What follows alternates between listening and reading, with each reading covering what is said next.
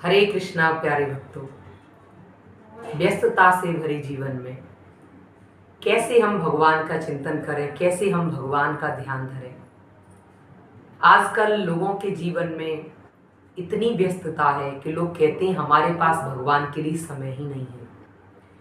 और विशेषकर ऐसे लोगों के पास जो सर्विस में हैं, जॉब करते हैं, उन लोगों के पास भगवान के लिए भी थोड़ा सा समय नहीं होता। और कभी उनसे ये कहो कि आप भगवान का चिंतन करो, भगवान का भजन करो, तो वो एक ही बात कहते हैं कि हमारे पास समय ही नहीं है, हम भगवान का भजन कैसे करें, हम भगवान का चिंतन कैसे करें। लेकिन हमारे संत महापुरुष हमेशा से कहते आए हैं कि कर से कर्म करो विधि नाना, मन राखो जहाँ कृपा निधाना। हम संसार के जितने भी क्रियाकलाप हैं, जितने भी कर्म हैं, वो शरीर से कर रहे हैं, लेकिन भगवान को धारण करने योग्य तो हमारा वह मन है, जिसको हम भक्ति के द्वारा धीरे धीरे पवित्र बनाते हैं। तो मन से भगवान का चिंतन करना है। उदाहरण के रूप में, जैसे कोई भी व्यक्ति सर्विस में है, जॉब करता है, तो अब वह सुबह उठता भी है, स्नान भी करता है, स्नान करने के बाद वह भोजन भी करता है, उसके बाद जब ही वह जाता है घर से निकल करके, तो यदि आप भगवान का चिंतन करना चाहते हैं तो आप नहाते समय भी हरे कृष्ण जप सकते हैं। आप खाते समय भी ये चिंतन रख सकते हैं कि मैं भगवान का प्रसाद पा रहा हूं।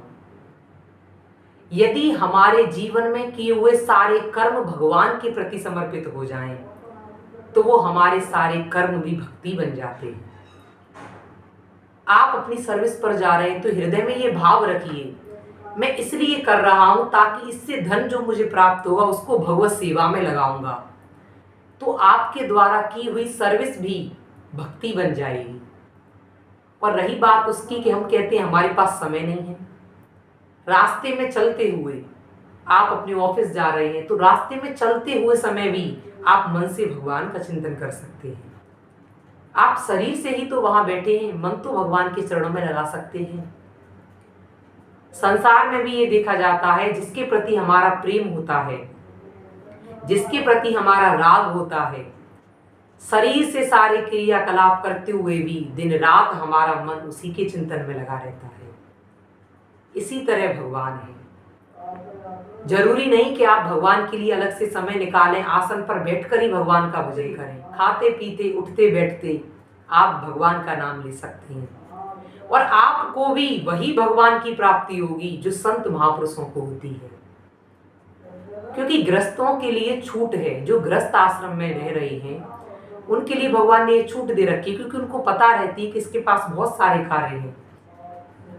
लेकिन देखिए, जो भक्त भगवान का होता है वो कभी भी बहाने नहीं ढूंढता। हमारा जब कोई आवश्यक कार्य होता है तो हम अपने जीवन में कितने भी बिजी क्यों ना हो, उसके लिए समय निकाल ही लेते हैं। तो यदि हमारे जीवन में भगवान भी इतने आवश्यक बन जाएं, इतने महत्वपूर्ण बन जाएं कि उनके बिना हमारा जीवन ही संभव नहीं है, तो भगवान के लिए भी हम समय निकाल ही लेंगे। और समय निकालना क्या, मैं तो कहती हूँ शरीर से दिन रात आप कर्म करिए, लेकिन मन को भगवान के चरणों में रखिए। कर्म करते हुए भगवान का चिंतन, धाम का चिंतन रखिए। फिर देखिए, सहज में ही आपको वही भक्ति प्राप्त होगी जो आसन पर बैठ करके नित्य जप करने वाले संत महापुरुषों को प्राप्त होती है। संसार में सारा खेल मन का ही है, और यही बात भगवान श्री कृष्ण गीता में अर्जुन से कहते हैं। मन पर ही निग्रह करना है, मन पर ही नियंत्रण करना है। इसलिए मन को भगवान के चरणों में लगाएं, और कितना भी आपका जीवन व्यस्त क्यों न हो, संसार के सारे क्रियाकलाप करते रहें, कोई बहानेबाजी नहीं, लेकिन हृदय में प्रभु को धारण करते रहें और जपते रहिए हरे कृष्ण। जय श्री राधे।